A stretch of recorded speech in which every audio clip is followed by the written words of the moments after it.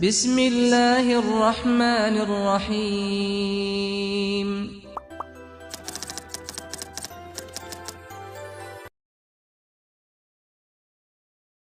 السلام علیکم، میں محمد یاسر شاذلی ایک نئی ویڈیو کے ساتھ حاضر ہوں۔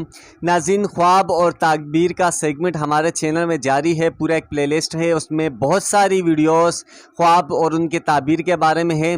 آج کی اس ویڈیو میں ہم جانیں گے کہ خواب میں تعویذ دیکھنا، تعویذ لکھنا، اس سے کیا مراد ہے اور بزرگوں نے اس کی کیا تعبیر فرمائی ہے۔ ویڈیو کو باقاعدہ شروع کرنے سے پہلے آپ سے گزارش ہے کہ چینل کو لازمی سبسکرائب کیجئے اور ساتھ میں بیل آئیکن بھی پریس کیجئے تاکہ تمام آنے والی ویڈیوز کی نوٹیفیکیشن آپ تک موصول ہو سکے اور آپ فائدہ اٹھا سکو۔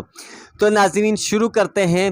خواب میں تعویذ دیکھنا، تعویذ پہننا، تعویذ دینا، تعویذ لکھنا، اس کی تعبیر کے بارے میں حضرت ابن سیرین رحمۃ اللہ علیہ فرماتے ہیں کہ اگر کوئی خواب میں دیکھے کہ اس کے پاس تعویذ ہے اور وہ تعویذ اسماء الہی کا ہے تو اس بات کی دلیل ہے کہ وہ سختی اور غم سے نجات پائے گا۔ اگر وہ قرضدار ہے تو قرض سے سرخرو ہوگا، اگر بیمار ہے تو شفا پائے گا، اگر سفر میں ہے تو سلامتی سے واپس آئے گا، اور اگر قید میں ہے تو رہائی پائے گا۔